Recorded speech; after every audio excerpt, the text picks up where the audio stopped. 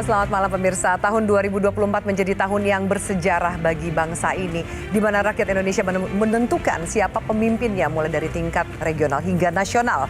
Meski diwarnai banyak drama dan dinamika politik, tahun 2024 patut dijadikan pembelajaran bagi jalannya demokrasi dan juga stabilitas politik ke depan. Di tengah tantangan dinamika politik global serta krisis energi dan pangan yang masih menjadi ancaman, sudah seharusnya tahun 2025 menjadi perhatian, menyambut tahun baru bersama dengan pemerintahan baru. Kami mencoba untuk membaca bagaimana situasi politik ke depan dengan menganalisa sejumlah peristiwa dan juga dinamika yang terjadi. Bersama saya Afir Malik, inilah Panggung Demokrasi Political Outlook 2025. Langsung saya perkenalkan narasumber yang luar biasa yang sudah bersama saya di studio pada malam hari ini. Di sebelah kanan saya hadir juru bicara kantor komunikasi kepresidenan, Mas Philip Vermonte. Halo Mas Philip, selamat malam. Selamat malam. Terima kasih sudah hadir. Terima kasih sudah diundang. Dan di sebelah Mas Philip ini katanya temannya Mas Philip, yaitu pengamat politik Mas Jayadi Hanan. Mas Jayadi Hanan, terima kasih sudah hadir. Terima kasih, Afi. Di sebelah kiri saya hadir juga pengamat kebijakan publik Mas Trubus Rahardiansyah. Mas Trubus, terima kasih sudah hadir. Dan kemudian juga pakar hubungan internasional Prof. Alexius Jumadu. Prof. Alexius, terima kasih sudah hadir. Selamat malam. Dan kemudian satu lagi kami hadirkan pakar hukum pidana Profesor Topo Santoso. Prof. Topo, selamat malam. Selamat malam. Terima kasih Bapak sudah hadir. Kita bahas mengenai Political Outlook 2025, membaca situasi tahun politik di 2024. Saya sebagai pengamat politik, saya ke Mas Jayadi Hanan terlebih dahulu. Apa kira-kira yang akan menjadi perhatian di 2025 ketika kita sudah menyelesaikan rangkaian pemilu, ada Pilpres, pemilu legislatif, bahkan kepala daerah. Apakah isu yang sempat disampaikan oleh Pak Presiden bahwa pemilihan kepala daerah wacananya adalah dikembalikan menjadi yang dipilih oleh DPRD akan semakin menguat, atau ternyata reaksi publik juga berkata berbeda, Mas Jadi? Ya, itu salah satu yang mungkin nanti akan muncul sepanjang tahun ini kalau itu memang betul-betul diproses oleh DPR ya untuk melakukan revisi atau evaluasi. Tapi di luar itu pasti masyarakat atau yang akan mengemuka adalah perhatian terhadap apa yang disebut dengan quick wins. Program-program yang menjadi unggulan yang dibuat oleh Presiden, yang dikampanyekan dan dijanjikan. Banyak yang bisa kita lihat di situ ya. Baik itu yang paling terkenal adalah makan gratis, juga program-program infrastruktur desa dan sebagainya. Itu nanti akan menjadi perhatian. Tapi sebelum di luar itu juga masyarakat kan mendapatkan presiden baru dari kabinet ini atau pemerintahan, yaitu kabinet yang super besar. Iya. Ya, beberapa kementerian itu dipecah. Dan para ahli administrasi, para ahli kebijakan banyak menilai bahwa itu memerlukan proses yang cukup panjang sebetulnya untuk betul-betul bergerak secara cepat gitu ya, karena memerlukan persiapan-persiapan dari segi struktur, orang, program dan sebagainya. Kemudian yang ketiga saya kira adalah soal, tentu saja lagi-lagi soal ekonomi ya. Ekonomi, selain Pak Prabowo sudah mencanangkan seperti yang kita dengar tadi, kepengen 8%, nggak tahu kita kebetulan nggak ada ahli ekonomi di sini. Iya, karena Political Outlook ya, jadi kurang lebih. Iya, bisa nggak 8% itu yang kita bisa lihat. Yang pasti ekonomi sampai hari ini tumbuhnya sekitar 5%-an kan gitu. Agak ambisius menurut Anda ketika targetnya adalah 8%, kalau Pak Prabowo katakan mungkin dalam 2-3 tahun pertama pemerintahan beliau. Ya, terus terang saya nggak berani jawab ya. Tapi saya mendengar sejumlah ahli ekonomi mengatakan itu cukup ambisius. Cukup ambisius. Pak Jokowi aja mencanangkan 7% kan, tapi nggak tercapai 5% gitu. Yang pasti misalnya itu program-program yang terkait dengan ekonomi. Kenapa ekonomi akan menjadi salah satu faktor yang menentukan bagaimana persepsi masyarakat terhadap pemerintahan. Persepsi masyarakat terhadap pemerintahan itu nanti akan menentukan bagaimana tingkat dukungan masyarakat. Mungkin di tahun pertama ini pemerintah masih berbulan madu dengan masyarakat, dengan rakyat ya. Tetapi ada dua PR, terutama soal penegakan hukum dan pemberantasan korupsi. Itu yang menjadi perhatian masyarakat. Misalnya ya, sampai hari ini KPK kalau ditanya ke masyarakat, yang KPK termasuk lembaga yang paling rendah tingkat kepercayaannya, bahkan dibandingkan dengan misalnya kepolisian, kejaksaan. Jadi itu sejumlah PR yang akan muncul. Yang ketiga saya kira adalah masyarakat sadar, kalau kita tanya ya, bahwa ada situasi global. Masyarakat kebanyakan itu kan kita sering tanya tuh di survei-survei, mereka sadar bahwa ada situasi global yang bisa berpengaruh langsung ke Indonesia, terutama di bidang ekonomi. Bagaimana pemerintah memproses itu, memanage dan sebagainya. Jadi ada keperluan untuk karena masyarakat percaya memberi modal besar kepada pemerintahan ini untuk memulai, itu maka sekaligus juga ada harapan yang tinggi, ya. Nah, kepercayaan yang tinggi disertai dengan harapan yang tinggi itu kalau pemerintahnya tidak deliver, itu akan menimbulkan kekecewaan. Jadi bumerang ya. Jadi bumerang. Itu modal yang kekecewaan baik. Itu nanti bisa muncul di tahun kedua, tahun ketiga, berikutnya. keempat, dan kelima. Gitu. Oke, kalau kita lihat tadi sempat yang jadi modal pemerintahan Pak Prabowo adalah kepercayaan masyarakat yang tinggi. Ini ada sangat yakin 18% dan cukup yakinnya adalah 64,9%. Bagaimana kemudian menjaga dan mengolah kepercayaan ini supaya tidak menjadi kecewaan? Karena kepercayaan ini bisa jadi modal, bisa juga jadi beban, gitu karena kan? Karena ini kan awal, Pak, orang belum melihat prestasi Pak Prabowo sebagai presiden kan. Baik. Nanti tingkat kepercayaan ini akan dipengaruhi oleh seberapa banyak kinerjanya itu dimunculkan. Seberapa banyak delivernya. Saya ke Pak Trubus, kalau kemudian ternyata kebijakan publiknya akan seperti apa? Kalau kita lihat targetnya ambisius, modalnya sebenarnya cukup bagus, tapi kementerian yang gemuk juga jadi sorotan. Apakah kemudian bisa masyarakat dengan cepat minimal mengukur 100 harinya Presiden Prabowo? Saya kira untuk sampai ke sana agak berat ya Mbak, karena persoalannya adalah berbagai kebijakan yang selama ini ditinggalkan oleh presiden sebelumnya itu masih istilahnya membebani masyarakat, terutama konteksnya adalah bagaimana masyarakat melihat mahalnya harga-harga bahan pokok pangan itu menjadi persoalan di tingkat publik. Nah, karena itu kebijakan-kebijakan yang lain, misalnya yang sempat ditolak, misalnya Tapera, misalnya itu kan menjadi satu hal yang kemudian memang niatnya baik, semua kebijakan tentu baik niatnya karena pemerintah, toh. Tetapi kan kemudian ketika kemudian pemerintah membuat kebijakan awalnya hanya untuk ASN, kemudian melebar ke karyawan swasta, dan kemudian yang ketika melebar lagi kepada yang namanya karyawan pegawai mandiri atau orang mandiri bahasanya, bukan karyawan. Freelancer kemudian, lah kurang lebih, freelancer. Kemudian muncul lagi kepada orang asing. Lah ini kemudian yang menyebabkan masyarakat makin melihat bahwa maksudnya bagaimana gitu. Yang namanya tabungan memaksa harus sampai kepada istilahnya pihak-pihak yang mungkin sangat jauh dari ini gitu. Itu contoh artinya kebijakan ini. Atau Anda lihat bahwa jangan-jangan modal yang cukup besar, kepercayaan dan optimisme masyarakat dengan yang tadi begitu banyak permasalahan, kemudian harga yang mungkin naik, itu pelan-pelan sudah mengikis kepercayaan atau ternyata memang masyarakat masih wait and see? Iya, sebenarnya masyarakat kalau sekarang masih rata-rata masih wait and see. Karena kan kebijakan baru tahun Januari. Misalnya ini kebijakan PPN 12%. Ini kan masih nunggu. Meskipun pemerintah istilahnya banjir insentif. Ya kan artinya hitung-hitungan ada sekitar 260 triliun insentif yang diberikan. Sementara PPN itu yang didapat cuman kira-kira 75 triliun kata teman-teman ekonomi begitu. Hitung-hitungannya kasar. Nah, itu beredar di medsos. Nah, persoalannya kemudian ini berlaku hanya insentif hanya 2 bulan. Setelah 2 bulan itu apa? Bagaimana? Nah, sementara kondisi masyarakat kita ini kan situasinya ketika kebijakan yang lain, misalnya ada kebijakan option untuk daerah aja, ada option namanya kebijakannya itu, narik pungutan untuk pendapatan daerah.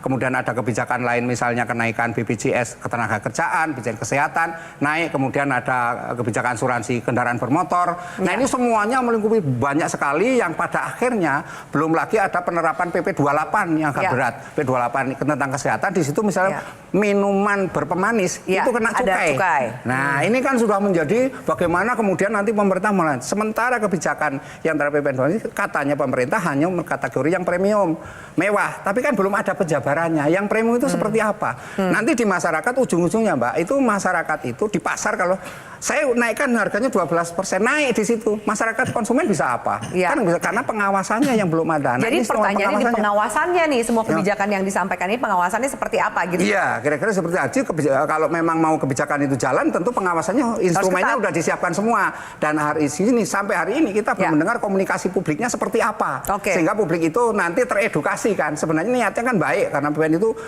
tujuannya supaya masyarakat sadar akan pajak. Kan intinya seperti itu. Karena masyarakat kita banyak yang bandel pajak juga banyak. Nah, ini kan sehingga penting untuk itu. Karena itu konstruksi ke depan menurut saya lebih baik pemerintah melakukan satu sosialisasi, komunikasi publik, informasi publik dan edukasi publiknya terus-menerus. Dan di satu sisi ada kewenangan dari daerah. Karena masyarakat itu ada di daerah, bukan di pusat. Nggak kota semuanya lah. Sementara gitu ya? kabupaten kota sekarang masih pimpinannya masih baru semua, Masih belajar juga. Masih belajar juga. Bagaimana menerjemahkan kebijakan yang PPN 12 ini kan menjadi persoalan yang kemudian masih ini menarik karena kita mau ngomongin politik tapi udah lari yang PPN 12. Mas Philip, tolong dijelaskan. Satu sisi kalau tadi mendengarkan Mas Jadi dikatakan bahwa optimisme masyarakat ini menjadi modal yang baik ya kan. Tapi ternyata 1 Januari kita udah dihadapkan dengan kenaikan PPN misalnya 12% yang itu juga cukup ngeri. Banyak di media sosial mengatakan soal pajak. Bagaimana menjelaskan ini? Apa sebenarnya target dari pemerintah sih Mas Philip? Yang pertama itu kan menjalankan undang-undang yang sudah ditetapkan dan memang Januari itu sudah harus naik 12%. Jadi itu adalah undang-undang yang ditetapkan oleh DPR sebelumnya. Cuma waktu itu karena ada situasi yang tidak memungkinkan, ada COVID dan lain-lain, akhirnya naiknya hanya 1% dari 10% ke 11%. Tapi amanat undang-undangnya menyatakan Januari 2025 harus sudah 12%. Jadi ada dilema terkait dengan pelaksanaan undang-undang. Kalau tidak dilaksanakan akan jadi amunisi politik bagi mungkin menimbulkan dinamika politik yang tidak perlu. Di sisi yang lain kita tahu ada tadi disampaikan oleh bestie saya. Jadi nggak salah saya memperkenalkan bestinya Mas Philip, ini salah duduknya nih. Ini satu Pak Jayadi, ada situasi global yang mungkin harus diantisipasi. Misalnya kan terkait dengan perang, itu mungkin mempengaruhi logistik, ekonomi dan lain-lain, sehingga memang harus ada sumber-sumber ekonomi baru di luar yang diusahakan, investasi, pembangunan, ekspor dan seterusnya. Tapi ada komponen yang tadi disampaikan oleh Pak Trubus, bagaimana meningkatkan kontribusi perpajakan masyarakat, dan itu sebetulnya hal yang normal di negara demokrasi manapun. Kontribusi masyarakat itu elemen penting bagi representasi. Kalau istilahnya kan no representation without taxation.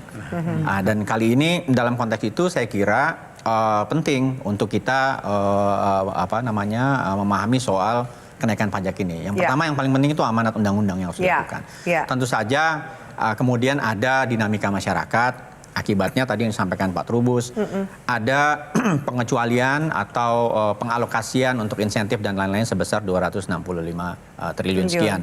Dan karena itu saya kira sebetulnya yang belum tercapai kan titik equilibriumnya antara kebijakan yang akan dilakukan oleh pemerintah dengan penerimaan masyarakat. Bahwa tadi menurut Pak Trubus idenya dan niatnya bagus, saya kira kita sepakat. Usulannya mengadakan sosialisasi yang lebih masif, edukasi pada masyarakat itu harus dikerjakan karena pemerintahnya juga baru berjalan 2 bulan. Tentu saja. Jadi sabar dulu nih. Ini kan lagi menetapkan fondasi meskipun katanya keberlanjutan bukan sabar, tapi artinya memang ada sudah pasti banyak PR-PR yang harus dikerjakan. Dan ini kan dalam konteks proses gitu. Dan misalnya antara lain adanya kantor komunikasi presidenan kan tujuannya untuk itu juga. Membantu Ini kantor baru yang akan berusaha menjembatani komunikasi antara KL dengan masyarakat dan juga mungkin dengan dunia internasional. Tadi menyambung juga diskusi, kita juga sempat sedikit tadi kita dengar bahwa faktor situasi global ini juga menentukan bagaimana dinamika yang terjadi di dalam negeri. Kita akan lanjutkan, nanti saya minta tanggapan dari Prof. Aksisius dan juga Prof. Topo. Bagaimana dengan kepastian dari hukum dan lain-lain, itu penting sekali untuk menjaga dinamika politik dan juga investasi. Kami akan lanjutkan pemirsa sesaat lagi, tetaplah bersama kami.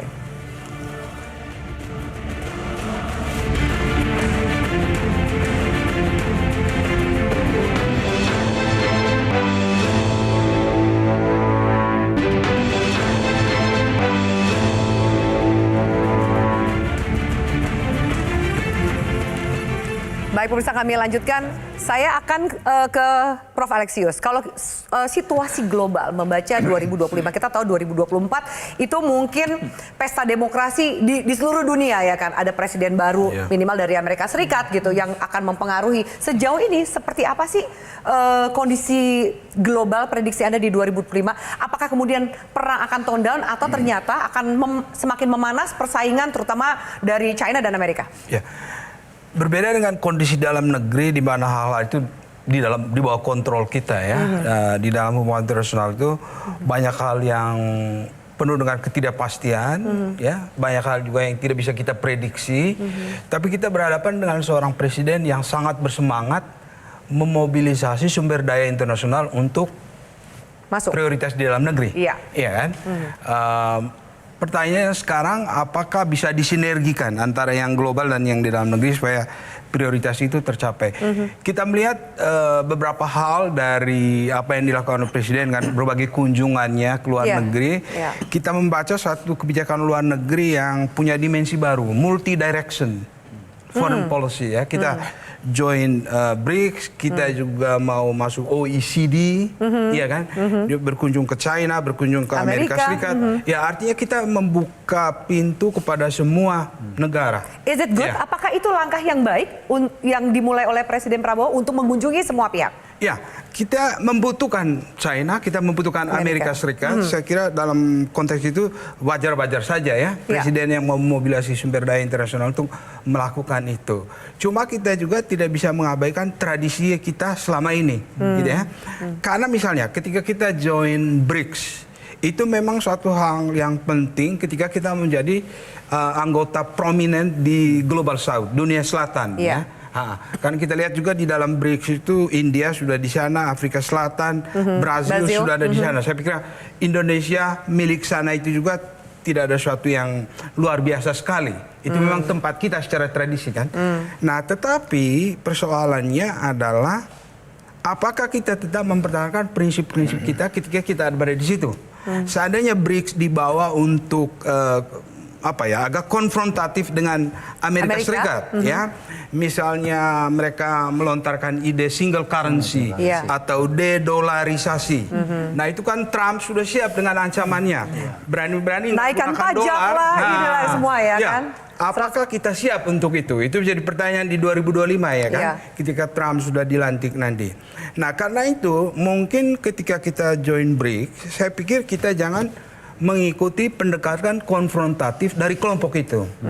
Nah, kenapa? Karena secara tradisi Indonesia itu sejak Orde Baru kita tidak konfrontatif lagi ya, kita sangat kooperatif ya, dan kita menekan pendekatan dialog. Dan menurut saya kalau Indonesia menghadapi Amerika Serikat dan China, kita lebih diuntungkan kalau ada interdependensi antara mereka daripada kalau mereka konflik. Karena risikonya banyak hal yang tidak bisa kita prediksi. Nah, sekarang bagaimana Presiden menavigasi kita punya foreign policy ini supaya mendukung prioritas di dalam negeri dia tadi, ya. Nah ini yang menjadi tantangan di 2025 supaya jangan sampai bumerang untuk kita nanti ketika kita mau berhubungan dengan semua orang tapi tidak ada pegangan kita. Prinsip apa ini yang kita mau pakai? Nah ini yang mungkin menjadi catatan di 2025 nanti supaya kita tetap memegang pada prinsip kita Indonesia sebagai middle power itu bridge builder, moderating force, dan juga pendekatan dialog ya. Kan kita menjangkau semua ini kan. Tapi kita harus tetap punya prinsip untuk itu. Oke, kalau kemudian menyambung tadi statement dari Prof. Alexius, Mas Philip, bahwa target dari pemerintah dengan semua kunjungan yang dilakukan, dengan gesture politik internasional kita, bagaimana membumikan apa yang dilakukan Presiden di luar negeri itu bisa beneficial, membawa keuntungan bagi apapun target dan juga stabilitas ekonomi politik di dalam negeri? Ya, sebetulnya kalau kita lihat berbagai perjalanan itu ada benang merahnya, Pak Alex. Presiden ketika baru dilantik kan langsung berangkat ke pertemuan APEC di Peru, kemudian G20 di Brazil, dan juga kemudian ke berbagai negara lain untuk mengedepankan atau mendorong negara-negara yang berinvestasi. Tetapi yang menarik adalah tuan rumah APEC kali ini adalah Peru, tuan rumah G20 adalah Brazil.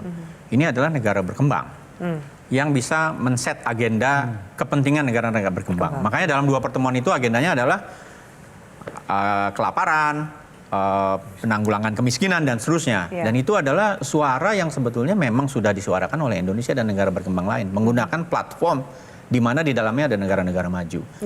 Hari ini Presiden ada di Kairo, KTT D8, Development Aid, negara-negara berkembang 8 yang pendapatan yang GDP-nya adalah terbesar di antara negara-negara OIC. Dan ke-8 negara anggota ini menjelang nanti 2050 menurut PricewaterhouseCoopers akan menjadi negara-negara yang ekonominya terbesar di dunia, masuk dalam 10 besar. Artinya yang dilakukan adalah oleh Presiden mendiversifikasi pembukaan pasar baru, sumber-sumber ekonomi baru, kerjasama baru, yang sebetulnya agenda ujungnya adalah kesejahteraan ekonomi di dalam negeri. Dan karena itu tentu saja memang kunjungan-kunjungan ini, komitmen-komitmen yang dicapai harus di follow up. Tapi kan itu cerita lain. Di follow up oleh kementerian dan lembaga. Nanti mungkin ya tahun 2025. Pintunya sudah dibukakan oleh Pintu Presiden. sudah dibuka dan juga ada solidaritas negara-negara berkembang. Karena apa? Menurut saya memang ada komplikasi pertarungan antara Cina dengan Amerika Serikat.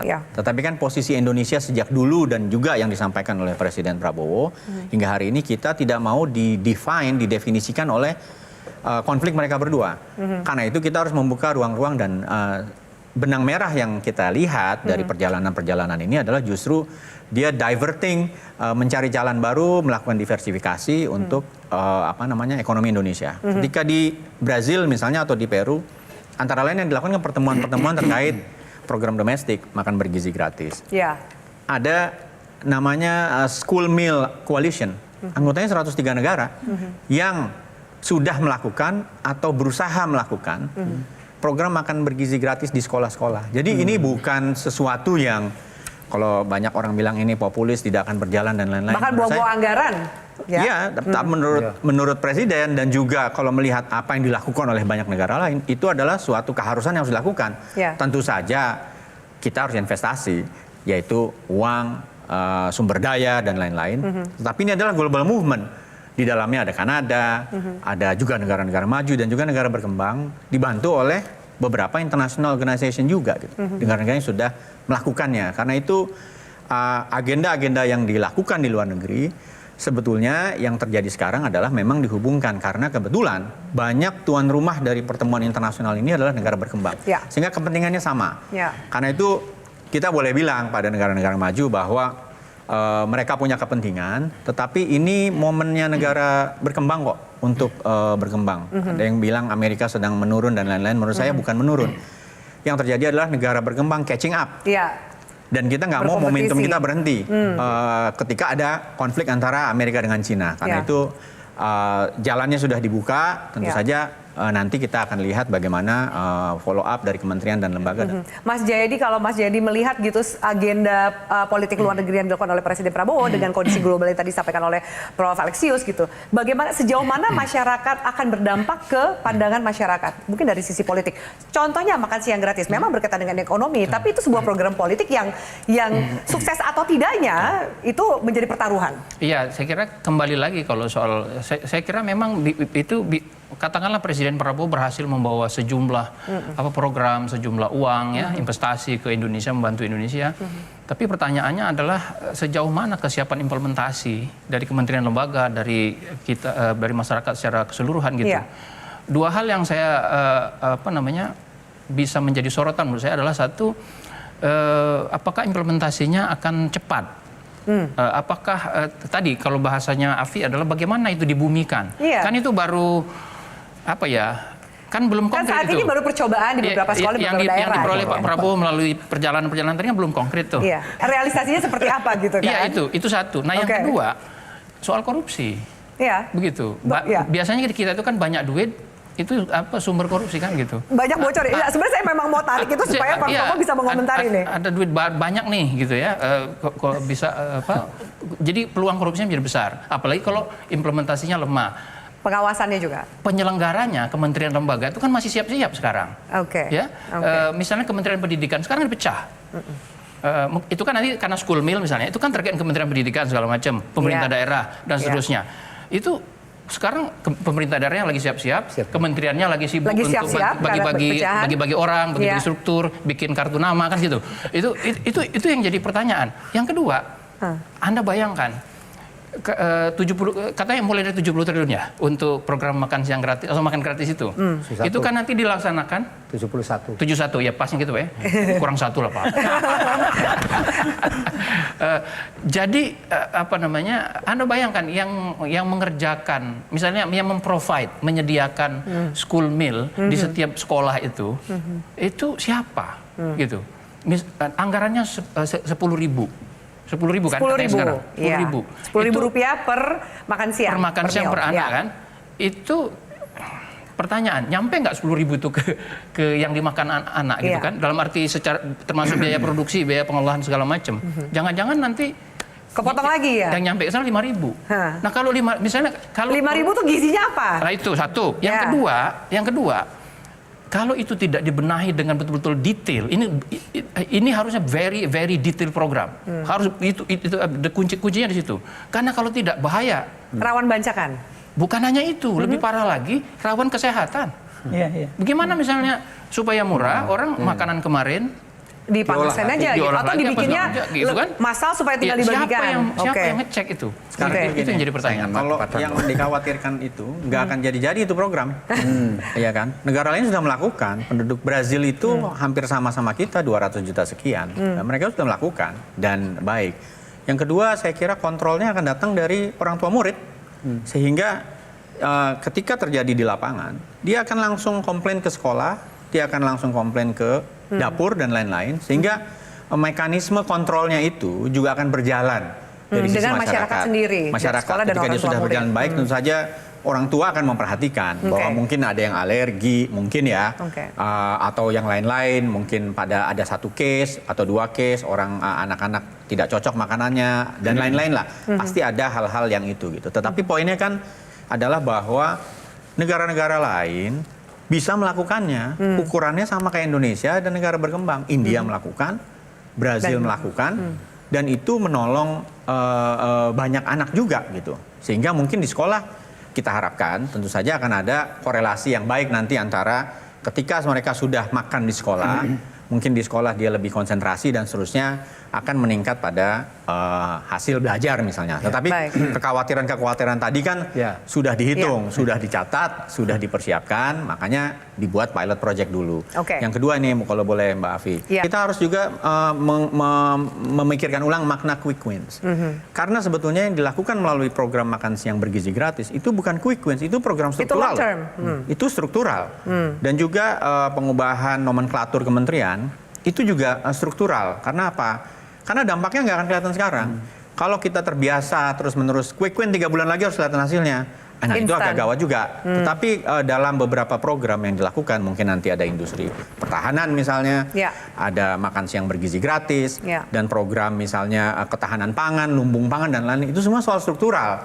Yang memang justru di sini komunikasinya yang kita lakukan, dengan bantuan Pak Trubus mudah-mudahan, bahwa programnya adalah program struktural, termasuk mengubah misalnya struktur pajak dan seterusnya. Itu semua struktural gitu. Dan memang ini saya kira hal baru. Nggak bisa dirasakan mungkin 100 hari gitu ya. Iya, dan kalau misalnya kita berpikir bahwa ini semua lagi masa belajar dan lain-lain, kalau gitu kita nggak boleh ada pemerintahan baru selamanya. Karena kan memang tujuan pemilu melahirkan pemerintahan baru, sehingga dia punya program baru yang akan dites, nanti diuji waktu pemilu lagi 5 tahun lagi. Di-approve oleh masyarakat atau tidak gitu ya? Betul. Oke, baik. Saya harus potong. Prof. Topol, saya minta tanggapannya usai jeda. Lalu apakah kekhawatiran yang tadi disampaikan oleh Mas Jayadi soal isu korupsi dalam program-program yang disampaikan pemerintah, apakah kemudian itu sudah diantisipasi, Anda melihat ke sana, atau ternyata jadi program bacakan yang akhirnya ujungnya korupsi juga, koruptor yang kenyang, bukan masyarakat dan anak-anak sekolah kita. Kita lanjutkan sesaat lagi, pemirsa, tetaplah bersama kami.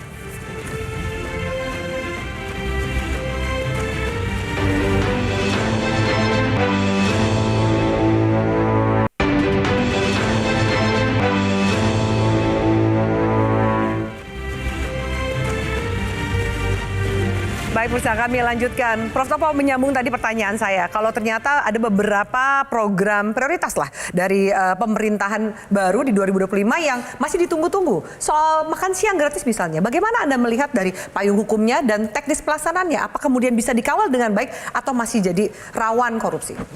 Iya, pertama kalau soal kebijakan, oke lah itu kita sudah ini ya. Oke, sebagian terima, sebagian masih kritik, oke. Tapi saya mau lihat tadi yang disampaikan oleh Mas Jayadi tadi, yang namanya uang banyak, ya ada program, ada project, ya mesti ada kaitannya juga dengan soal procurement. Procurement itu adalah sekitar 70% dari tipikor di Indonesia itu ya dari sana arahnya. Sebetulnya ini bukan soal pemerintahan Prabowo. setiap pemerintahan ya problem begini. itu soal ya. Mau pemilu uang banyak, pengadaan macam-macam ya mesti ada korupsi. Iya. Nah, jadi memang betul tadi kekhawatiran Mas Jayadi tadi perlu diantisipasi. Artinya pemerintah punya program yang tujuannya bagus, niatnya bagus, tapi mesti ada dampak atau implikasi ke arah tipikor. Tapi saya boleh nyambung ini Mbak Afi yang disampaikan oleh Mas Philip tadi. Mas Philip bilang ini saya ininya menarik nih ya, membuka pintu. Pak Prabowo membuka pintu. Nah, tapi setelah dibuka pintu ada masalah apa nih gitu ya? Misalnya satu, ada program atau suatu kebijakan lah, diskresi yang menarik dari Pak Prabowo, yaitu hubungan baik dengan Filipina. Hubungan baik dengan Australia mungkin setelah itu. Dengan Filipina, Mary Jane sudah pulang kembali, ke Filipina. Kampung halaman. Itu ada menurut saya satu terobosan. Karena undang-undangnya belum ada. Undang-undang tentang transfer of sentence person, ya, pemindahan narapidana itu belum ada. Jadi urut-urutannya harusnya ada undang-undang, kemudian ada perjanjian antar negara untuk mengembalikan itu. Dan banyak negara sudah nunggu-nunggu itu. Banyak karena mereka ingin mengembalikan narapidananya yang ada di Indonesia untuk ke negaranya. Sebaliknya banyak negara yang sudah banyak orang Indonesia misalnya di Malaysia ingin sudah dipulangin gitu kan, terlalu banyak di negara itu yang membebani juga di Malaysia dan negara lain. Nah, itu belum ada dan kemudian Pak Prabowo membuat satu terobosan lah, yaitu memulangkan Mary Jane. Nah, saya tadi sudah bicara kerangka hukumnya harus ada undang-undangnya. Tapi menurut saya ini bisa dijawab ya dari segi memang itu hubungan antar negara dan sebagainya. Kadang-kadang ada yang namanya informal, kerjasama secara informal dan itu bisa jalan. Itu dalam soal macam-macam, misalnya soal pemulihan kerugian negara dan sebagainya yang ada di negara lain.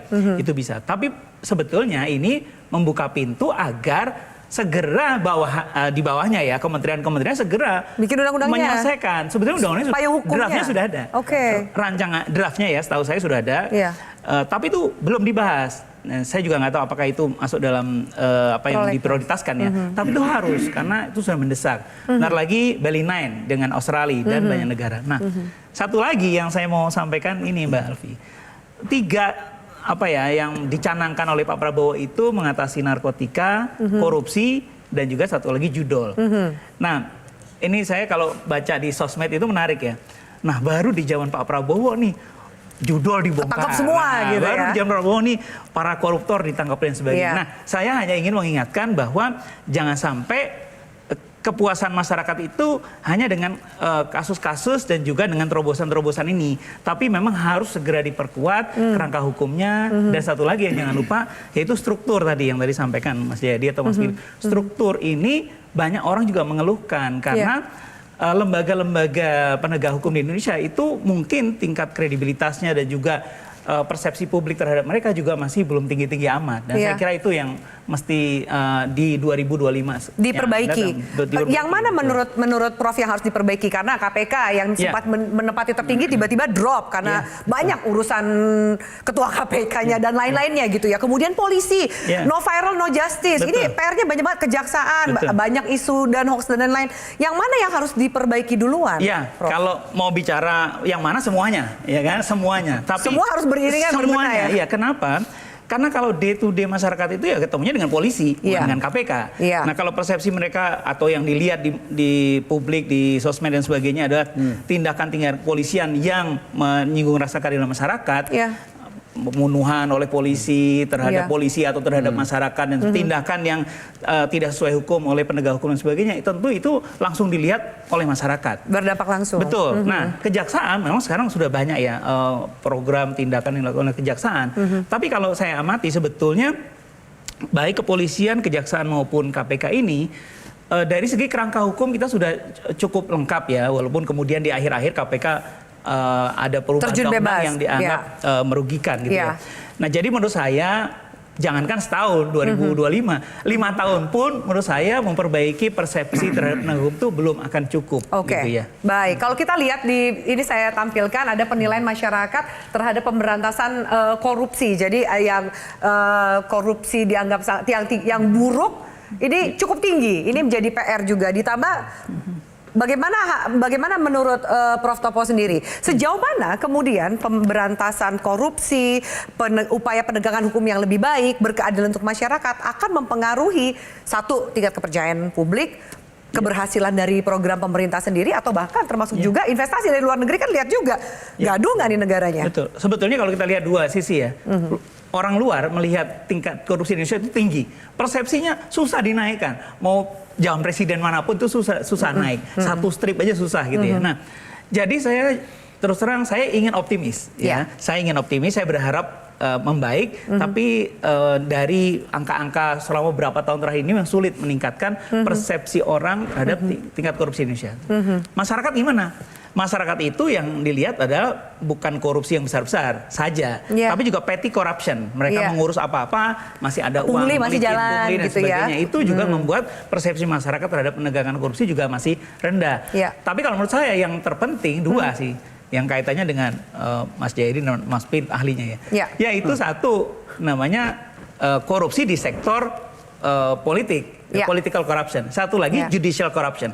Jadi kalau korupsi judicial, entah di kepolisian, kejaksaan, pengadilan, itu masih besar, masih sulit saya kira dalam jangankan 1 tahun ya, sekali lagi dalam 5 tahun pun sulit. RUU perampasan aset yang digaungkan bisa menjadi sebuah pil yang efektif. Ini kan nggak masuk prolegnas, mundur bertahun-tahun. Bagaimana Anda lihat political will dari pembuat kebijakan sejauh ini? Sebut bagus, ada RUU itu bagus ya. Tapi kalau jadi R terus ya, kapan jadi undang-undangnya? Tapi gini Mbak Afi ya, jangan sampai masyarakat itu misleading dengan RUU ini.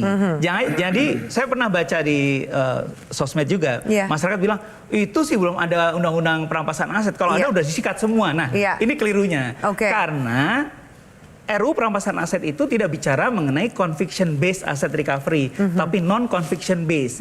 Nah, non conviction based itu tanpa putusan pengadilan pidana bisa dirampas. Itu tidak mudah secara hukum. Sebab apa? Bagaimana aset saya, aset Mas Jayadi atau Mas Philip tiba-tiba dirampas karena kok nggak pantas amat Pak Topo punya kekayaan sekian, harus nggak mudah. Jadi sebetulnya itu hanya untuk persoalan koruptornya kabur ke luar negeri atau misalnya ada harta tidak bertuan dan sebagainya. Jadi negara versus aset itu, dan itu yang ada di RUU. Jadi bukan jangan sampai bayangan masyarakat itu dengan RUU ini disahkan. Jadi harta koruptor dirampas semua, dimiskinkan gitu ya. Jadi sebenarnya mungkin bukan salah paham, tapi harapan yang begitu dalam dari masyarakat supaya dimiskinkanlah itu para koruptor. Pak Trubus, Anda mau menanggapi? Iya, kalau saya sih melihatnya sebenarnya gini, publik itu menghendaki prosesnya itu tidak melalui pemidanaan gitu loh. Jadi nggak usah dipidana mereka itu, tapi langsung rampas asetnya itu, karena masyarakat itu pengennya sudah pokoknya koruptor itu dimiskinkan, dinolkan kembali. Itu publik maunya seperti itu. Tapi kan persoalannya ini kalau bicara hukum kita tahu bahwa ternyata nggak semudah itu jalannya. Nggak semudah itu modelnya. Nah, yang menjadi persoalan adalah bagaimana kemudian ketika pemberantasan korupsi ini, menurut saya publik itu diberi pemahaman bahwa proses-proses dalam penegakan hukum mengenai korupsi itu tidak semudah yang dibayangkan publik gitu loh. Jadi harus ada. Nah, kemudian ada korupsi yang selain politik tadi, ada polisi kebijakan. Nah, korupsi kebijakan itu paling berat. Di dalam saya orang kebijakan publik mempelajari, saya orang hukum juga ya karena belajar hukum. Jadi itu saya lihat adalah bagaimana kemudian ketika korupsi itu sudah dirancang sejak awal. Sejak mulai dari Banggar sudah dirancang ini akan seperti apa. Nah, ini yang belum pernah tersentuh sama sekali. Harapannya dengan adanya perampasan aset itu sebenarnya arahnya ke sana. Karena masyarakat itu sudah jengkel, sebenarnya jengah dengan cara-cara yang selama ini dilakukan. Kemudian hukuman koruptor yang makin lama makin ringan. Betul. Baik, kita lanjutkan. Mas Trubus, saya harus jeda dulu. Saya minta tanggapan dari Mas Philip, Mas Jayadi dan juga Prof. Alexius. Usai jeda pemirsa, tetaplah bersama kami.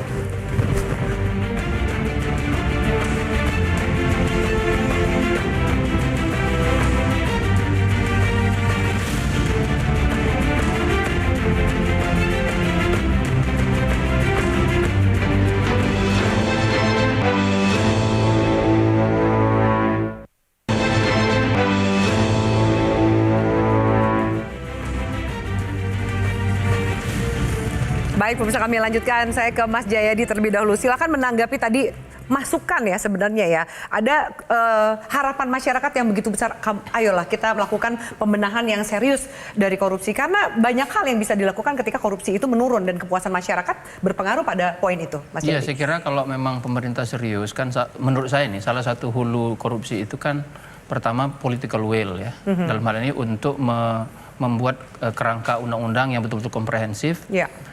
Nah itu masalahnya. Karena seringkali yang membuat undang-undang langsung atau tidak langsung bisa jadi terkait langsung dengan dampak dari undang-undang itu. Misalnya undang-undang perampasan aset ya, itu jangan-jangan terkait dengan para pembuat undang-undang juga langsung atau nggak langsung. Misalnya ya, nah itu yang itu yang menjadi rumit nantinya. Jadi persoalan political will. Tadinya saya beranggapan bahwa di era Pak SBY dan Pak Jokowi itu persoalan-persoalan struktural yang terkait dengan pemberantasan korupsi itu selesai. Era berikutnya itu tinggal menjaga, memprevent supaya korupsi itu berada pada level yang minimal itu. Tapi tampaknya kan kita harus mulai dari awal lagi sekarang. Gitu. Akhirnya PR-nya nambah lagi. Nambah lagi. Gitu. Oke, Mas Philip. Kalau yang diminta sinyal sudah keras juga. Dalam pidato pelantikan sudah dengan keras menyampaikan bahwa tidak akan mentolerir bahkan pejabatnya, menterinya yang melakukan korupsi. Jadi dalam level komitmen kepala negara dan presiden itu sebetulnya sudah dilakukan. Tetapi aspek kedua yang mungkin juga perlu kita perhatikan, aspek pencegahan. Jadi ada bagian dari punishment, penangkapan dan lain-lain, orang dihukum karena kasusnya. Tapi juga PR besarnya adalah pencegahan yang mungkin kita di sini agak miss. Ada banyak survei yang memperlihatkan juga kadang-kadang masyarakat mungkin mentolerir, ada batas toleransi gitu ya. Ini konsultan politik udah apal juga nih kalau ada survei yang suka ada, Anda pernah nggak memberi hadiah dan lain-lain gitu ya. Walaupun itu yang tadi mungkin disebut oleh Pak Topo itu petty corruption gitu. Tetapi yang mau saya katakan adalah ini PR besar memang bukan cuma pemerintah atau DPR, tapi dari sisi semua orang kita harus melakukan usaha-usaha pencegahan korupsi. Sinyalnya memberantas korupsi dengan kuat, tapi undang-undang yang dianggap bagian dari pemberantasan korupsi seperti perampasan aset nggak gol-gol. Iya, itu saya kira tentu saja bukan hanya tugas Presiden Prabowo kan, karena undang-undang itu beradanya di DPR gitu kan. Tapi kan di DPR 91% kan punya Presiden Prabowo. Nah makanya saya bilang tadi kan political will-nya apa yang jadi masalah gitu. Kalau kemudian misalnya statement dari seorang presiden kan akan sangat berpengaruh dengan apa yang terjadi dinamika di DPR. Ya saya mau nyambung tadi Mas Jayadi dan Mas Philip tadi. Jadi sebetulnya kalau kita mengacu kepada UNCC, Konvensi PBB Anti Korupsi 2023, yang Indonesia itu termasuk negara pihak, upaya untuk preventif itu udah banyak sekali. Ya, makanya Indonesia itu ada soal procurement, ada e-procurement sebagainya, kerangka hukumnya sudah ada. Kita juga melarang dan juga memidana pencucian uang dan sebagainya. Sebenarnya sudah banyak ya. Nah, tetapi problematiknya memang soal implementasi oleh lembaga penegak hukum yang oleh masyarakat dipandang juga nggak bersih-bersih amat. Ya, bukan hanya tidak maksimal, tapi jadi sapunya kotor gimana membersihkan? Itu antara lain pandangan dari masyarakat kalau kita baca di sosmed. Dan yang lain juga adalah kita ini, saya kebetulan beberapa hari yang lalu di KPK ada peringatan Hari Ulang Tahun Anti Korupsi Sedunia. Itu pimpinan KPK mengatakan bahwa kita fokusnya jangan hanya perampasan aset itu penting. Tapi juga yang penting kita 25 tahun punya Undang-Undang Tipikor yang kebetulan saya ikut merumuskan dulu ya. Undang-Undang Tipikor 3199 yang sudah diubah dengan di tahun 2001 itu sudah berusia lebih dari 25 tahun. 25 tahun dan hanya berapa kali dikoreksi oleh MK, tetapi sebetulnya di dalamnya itu ada beberapa hal yang harus dievaluasi. Sudah 25 tahun nih. Harus diperbarui dengan kondisi. Jadi selain soal kerangka hukumnya, tadi termasuk juga RUU perampasan aset, juga yang menurut saya paling penting adalah soal budaya anti korupsi jangan di masyarakat saja, tapi juga di lembaga-lembaga penegak hukum. Itu menurut saya yang paling penting. Itu yang paling signifikan. Iya. Baik. Terakhir Pak Trubus. Iya, kalau saya sih singkat saja Pak. Yang penting di daerah itu, kan itu kan sebenarnya daerah itu ada namanya APIP, Asosiasi Pengawas Internal Pemerintah. Ini kan seringkali korupsi itu di daerah itu merajalela. Nah, ini nggak pernah dioptimalkan.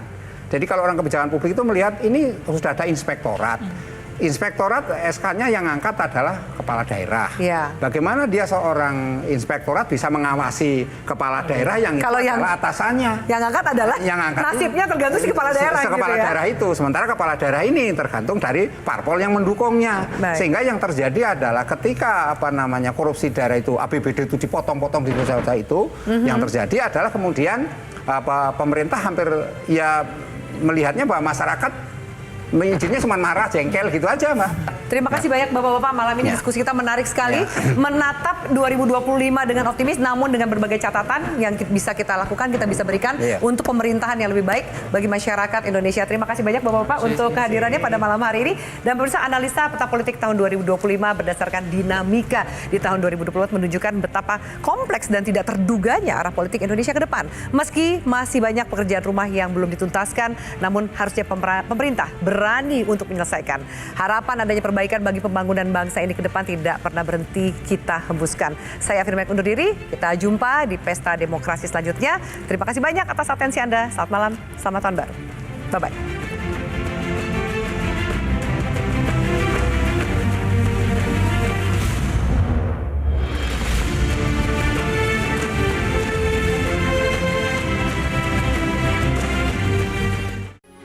Metro TV,